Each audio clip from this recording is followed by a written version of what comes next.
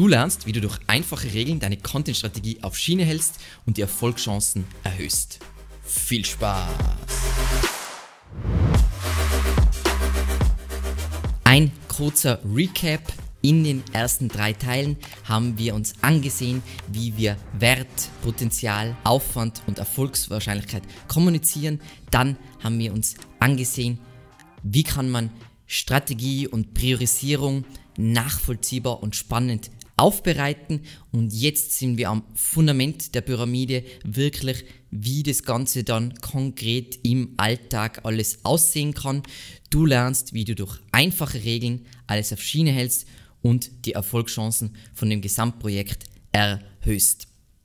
Das ist was sicher umstritten ist und vielleicht für einige counterintuitive ist.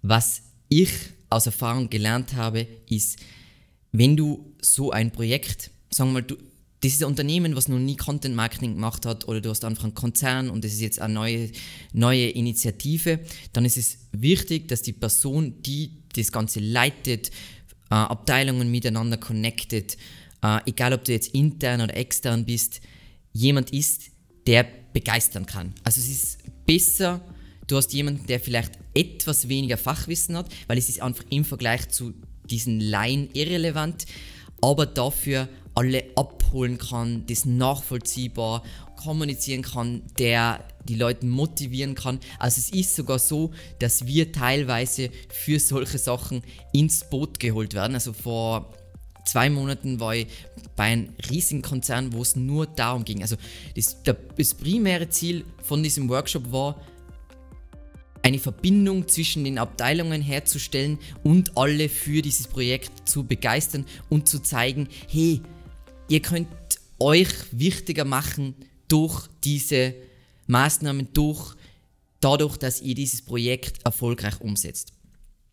Dann, wenn du jetzt mit einem größeren Kunden zusammenarbeitest oder du bist in-house bei einem großen Unternehmen und du willst das neu starten, in der Regel ist es immer klug, mit kleineren Projekten zu starten, mit Abteilungen, die dafür motiviert sind. Du hast ja voll oft Geschäftsbereiche, sind wieder eigene Geschäftsbereiche und du willst dann einfach kleine Projekte mit Geschäftsbereichen starten, die super motiviert sind, und dann, wenn du die ersten Erfolge hast, dann skalierst du von dort, weil je mehr involviert sind, desto komplizierter wird sowieso, und desto mehr Leute involviert sind, die vielleicht nicht so begeistert sind, die innere Widerstände haben, desto schwieriger wird es. Das heißt, damit starte ich nicht, ich skaliere langsam rein.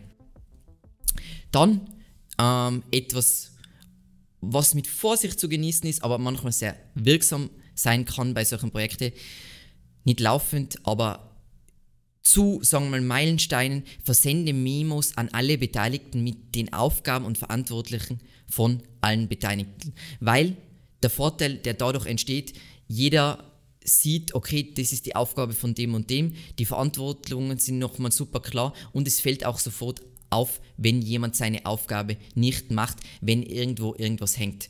Beispiel, ganz ein klassisches Beispiel, und das meine ich überhaupt nicht böse, aber das ist tendenziell, was passieren kann. Du bist in einem komplexen Bereich, Health, und alles muss von der Legal-Abteilung überprüft werden. Wenn du alles von strategischen Prioritäten und Unternehmenszielen abgeleitet hast, dann hat dein SEO oder Content-Unterfangen hat hoffentlich Priorität bei den Entscheidern oder einfach weiter oben.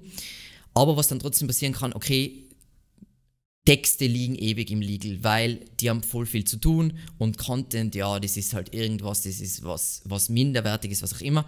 Wenn wir das aber so machen, was du dann machen kannst, du kannst Druck erzeugen, hey, alle ziehen voll mit, hey, Legal, Freigaben, sonst gibt es keine Ergebnisse, was ist los, wie sieht es aus? Und wenn ihr vielleicht auf der gleichen Hierarchiestufe seid, ist es grundsätzlich schwierig, Druck zu erzeugen, aber wenn die Memo an auch weiter oben geht und es ganz klar ist aus der Memo, wo es hängt, bam, dann geht's ab. Dann etabliere, wenn du jetzt wirklich, wir sprechen jetzt wirklich über Content Workflows und wie das alles funktioniert. Du willst als Unternehmen eine bestimmte Anzahl an Seitentypen haben, die wirklich nachfrageorientiert oder die wirklich SEO-relevant sind, und hier ist es einfach wichtig, für diese Seitentypen für alle Beteiligten einen klaren Zweck zu bestimmen. Das heißt, wieso machen wir diese Seiten überhaupt und was ist das Endziel von diesen Seiten? Dann definieren wir dazu logischerweise dann passende Richtlinien und Workflows.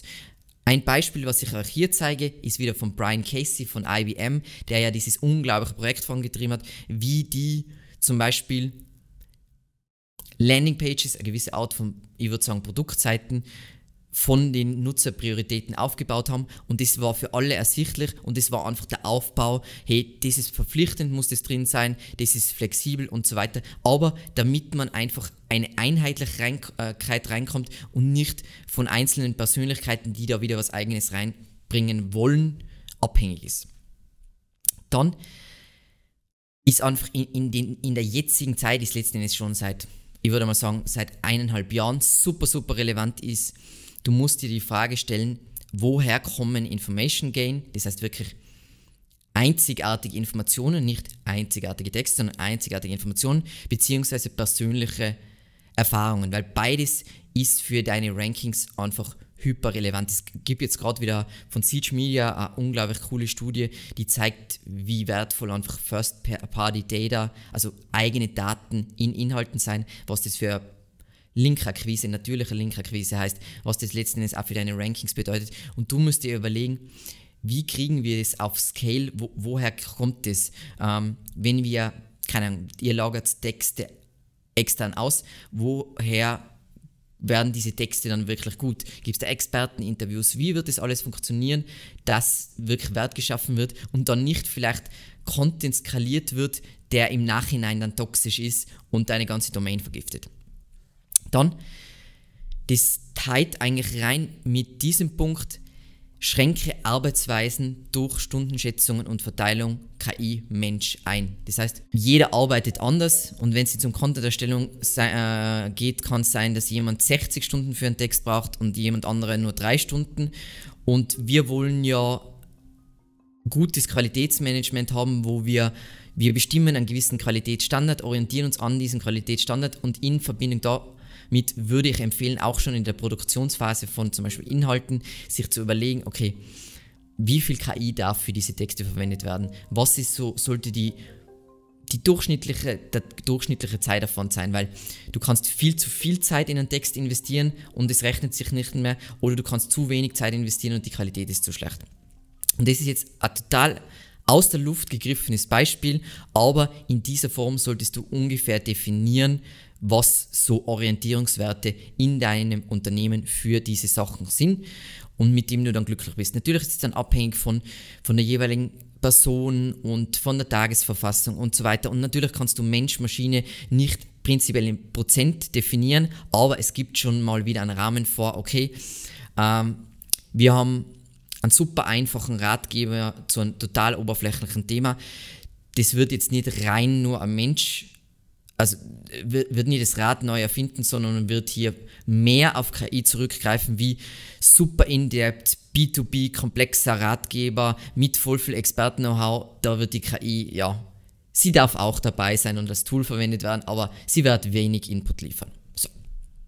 Dann, was du natürlich machen willst heutzutage, bei allem ist, du willst Prompts für alle Beteiligten miteinander sharen, weil du kriegst so einen evolutionären Prozess, wo, hey, okay, wir haben diese Prompt-Bibliothek und Prompts werden laufend weiterentwickelt und dass das miteinander geteilt wird, damit alle auch mit immer dem bestmöglichen Prompt arbeiten, damit wir möglichst effizient, damit wir am bestmöglich scalen. Und sowas würde ich wärmstens empfehlen, sowas mal zu etablieren, weil sonst kriegst du, manche arbeiten ganz ohne Prompts, manche haben keine Ahnung von Prompting und machen irgendwas, manche sind unglaublich gut mit Prompts und verstecken die Prompts, das ist eine schlechte Variante. Du willst, dass sich die Informationen gut verteilen und Leute tendenziell mit dem bestmöglichen Werkzeug arbeiten. Und dann, das passt wieder eigentlich zum vorigen Punkt voll gut dazu, skaliere die Überprüfung durch Custom GPTs mit eingegrenztem Knowledge. Und wir haben schon eine Folge über Custom GPTs gemacht. Da sollte man experimentieren und sich austoben, aber als Idee, für was man es zum Beispiel verwenden kann, man kann es zur Überprüfung von Sachen zum Beispiel verwenden. Du machst ein GPT, ein Custom GPT der so aufgesetzt ist, dass er Texte basierend auf deiner Markenstimme überprüft. Du wirst irgendein Dokument haben, wo die Markenstimme definiert ist und basierend auf diesem Dokument soll er diesen Text bewerten und Input geben, was vielleicht geändert werden kann. Ist das jetzt perfekt? Wird der Output perfekt sein?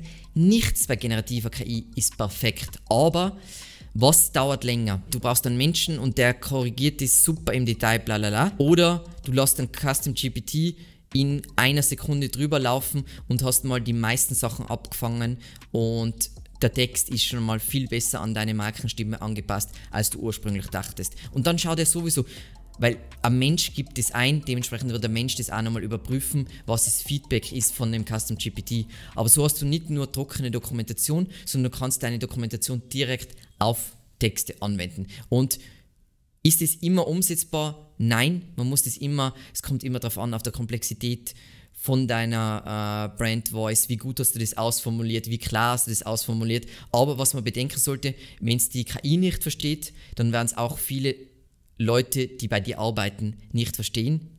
Weil was das Interessante aus meiner Sicht an Prompting ist, Prompting dreht sich ja einfach um klare, eindeutige Kommunikation. Wenn du besser im Prompting bist, bist du wahrscheinlich auch besser mit Menschen klar und eindeutig zu kommunizieren. Und auch das hilft dir in diesem Kontext wieder. Und damit, das waren einfach einmal ein paar Inputs, Ideen für einfache Regeln, wie du einfach SEO und Content-Operationen, aber hauptsächlich Content-Operationen einfach mit einfachen Regeln besser scalen kannst, egal ob du intern oder extern unterwegs bist. Ich würde mich wahnsinnig freuen über Kommentare, Feedback zu dieser Art von Videos, zu dieser spezifischen Folge. Freue mich unglaublich, lerne auch unglaublich viel draus und ansonsten vielen lieben Dank fürs Zusehen und bis zum nächsten Mal.